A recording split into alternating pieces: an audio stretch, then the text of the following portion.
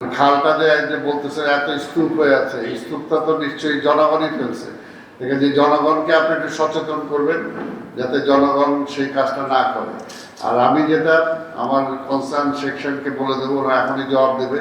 আর already 1 মাস সময় আমি বেঁধে দিছি।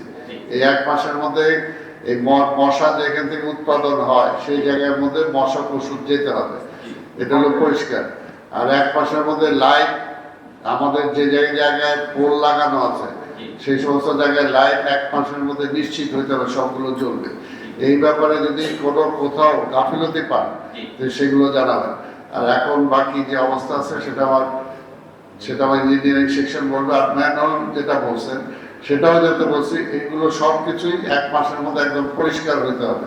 আমি ইঞ্জিনিয়ারিং সেকশন তারপর জবাব দেবো।